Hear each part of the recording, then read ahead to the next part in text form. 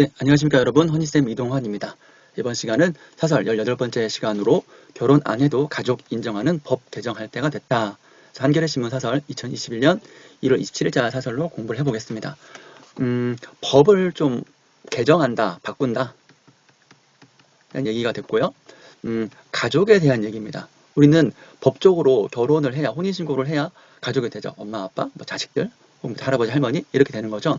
그런데 이제는 시대가 좀 변해서 여러분, 시대가 좀 변해서 가족 제도도 좀 바꿔야 되는 거 아니냐. 항상 그렇죠. 시대와 법, 시대와 법은 거의 같이 보조를 맞추는 게 맞지만 법은 좀 늦죠. 그래서 법은 조금 늦고 좀 이제 잘 안 바뀌어요. 좀 보수적이라고 할 수 있습니다. 그래서 이를 바꿔야 된다라는 얘기를 하고 있는 것이죠. 그래서 지금 현재는 혈연 중심의 가부장제입니다. 그래서 1인 가구 비율도 늘어났고요. 또 결혼하지 않고 동거하는 가족도 많이 늘어나서 실질적으로 많은 문제가 생겨요.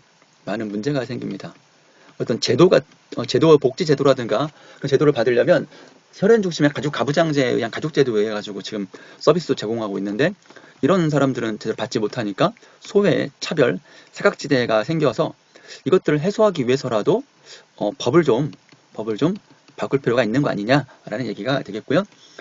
여기에서는 아무래도 법에 대한 얘기다 보니까 여러 가지 호주제라든가 부양 의무제, 법률혼, 사실혼 뭐 그런 것들이 있습니다. 이런 개념들을 읽어가면서 설명해 드릴 거고요. 이 글에서 다른 관점은 이거를 이제 예전에 호주제 얘기할 때 그럼 가족제도가 너무 좀 다양해진다. 가족제도 뭐 가족이 깨지는 거 아니냐. 이런 얘기를 했었는데 이거는 남만 해도 다른 관점이 있을까 싶어요. 없을 것 같고요. 자, 내용 한번 살펴보겠습니다. 정부가 다양해진 가족 구성 형태를 적극 반영한 법 개정과 정책 개발에 나서기로 했다. 정부가 법을 만들고 정책을 개발하기로 했다네요. 여성가족부 주무부처죠. 26일 제4차 건강가정기본계획안을 발표하고 공청회도 함께 열었다. 공청회는 의견을 공개적으로 듣는 자리죠. 가족은 사회의 구성의 기본 단위이면서 사회 변화의 산물이기도 하다. 산물은 결과물, 생산물이라는 소리입니다. 생산물. 다양해진 가족 구성 형태를 법과 제도가 쫓아가지 못하는 문제는 현실과의 괴리가 커지는 데만 그치지 않는다.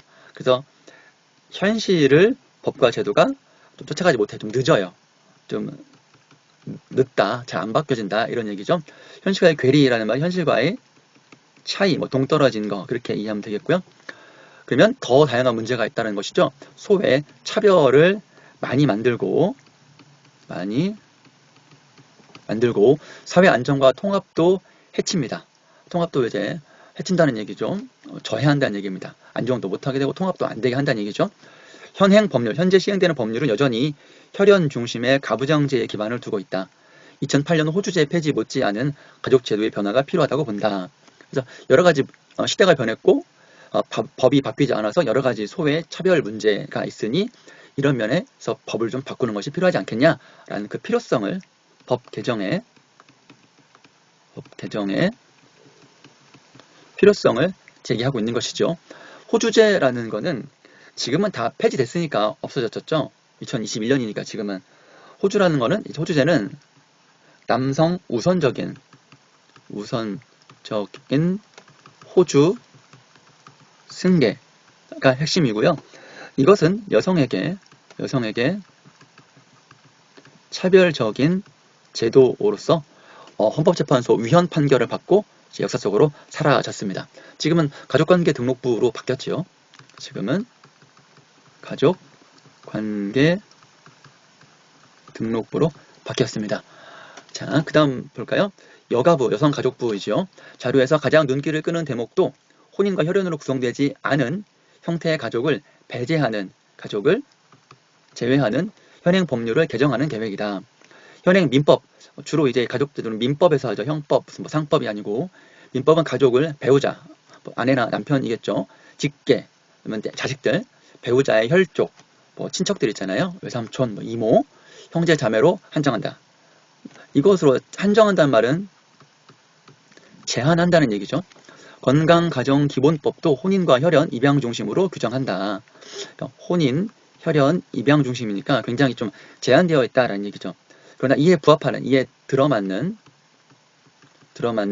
부부와 미혼 자녀 가구 비중은 2010년 37%에서 10년 정도 후에 29.8%로 거의 10% 가까이 크게 줄었죠. 이 얘기는 뭐냐면 현 민법에 해당하는 가족이 겨우 29.8%밖에 되지 않는다. 같은 기간에 1인 가구는 30.2%로 늘었고 또 비혼이나 동거 가족도 상당히 늘었다고 봐야 되겠죠. 이게 줄었으면 그만큼 인구가 많이 줄진 않았으니까 이런 정도로 이제 가족, 결혼하지 않은 가족 형태가 늘었다고 봐야 되겠죠. 국민의 의식도 생각도 크게 달라졌어요. 2020년 여가부 여론조사에서 혼인이나 혈연 관계가 아니어도 생계와 주거를 공유하면 같은 일을 하고 같은 집에 살면 가족이라는 데 동의한 비율이 69.7%네요. 자, 이런 통계 자료를 인용하면 신뢰가 제고됩니다. 높아집니다. 이런 정도의 통계 수치로 봤을 때 법 개정이 필요하다는 것에 공감할 수 있겠고 그래서 정부도 나섰다라고 볼 수 있겠습니다. 현실과 동떨어진 법률은 현행 민법이죠. 지금 현행 민법이 이런 가족제도의 변화를 반영하지 못하기 때문에 동떨어진 법률이라고 한 것이죠. 차별과 사각지대를 낳는다. 사각지대는 잘 안 보이는 곳이에요. 잘 안 보여서 신경을 쓰지 않는 곳이죠. 신경을 쓰지 않는 것을 사각지대라고 합니다. 가족으로 인정받지 못해 배우자의 수술 동의서를 쓰지 못하는 사례는, 그러니까 남편과 아내가 있는데 거의 결혼하진 법적으로 혼인은 아니지만 같이 살고 있어요. 서로 사랑하고. 근데 남편이 수술을 해야 되는데 보호자의 동의서가 있어야 되는데 아내가 쓰려고 하니까 결혼한 지 법적으로 결혼 안 했다고 쓰지 못해가지고 막 울고불고 하는 거는 드라마에서나 영화에서 많이 본 적 있죠. 1인 가구와 비혼 가구는 주거 지원, 세제 혜택, 집을 이제 저렴하게 국가에서 준다거나 세금을 어떻게 깎아 받는다든가 그런 등 혜택 등 온갖 복지제도에서 소외되고 있다. 제도 혜택을 못 받고 있다. 혜택을 못 받고 있다. 왜? 법적으로 가족이 아니니까. 이런 것들이죠. 우리도 프랑스의 시민연대협약 PACS처럼 동거 가구에도 법률혼 가구와 같은, 그러니까 동거 가구는 법률혼이 아닌 거죠. 법률혼은 우리가 법적으로 흔히 부부라고 하는 것이죠. 법적인 가족 같은 똑같은 복지 혜택을 주는 제도를 도입할 필요가 있다. 그러니까 법적으로 인정했느냐 안 했느냐만 차이가 있을 뿐 가족인 건 똑같으니까 그렇게 우리 인식하고 있잖아요. 기초생활보장제도의 최대 사각지대인 부양의무제 역시 혈연 중심 가족제도의 산물로 봐야 한다. 부양의무제라는 말, 그러니까 기초생활보장제도는 복지제도예요. 복지제도인데 가장 큰 어떤 사각지 잘 안 보여서 신경을 못 쓰는 데가 부양의무제라고 합니다. 부양의무제 같은 경우는 이를테면 그래요. 부모님이 있고 자식이 있어요. 자식이 부모를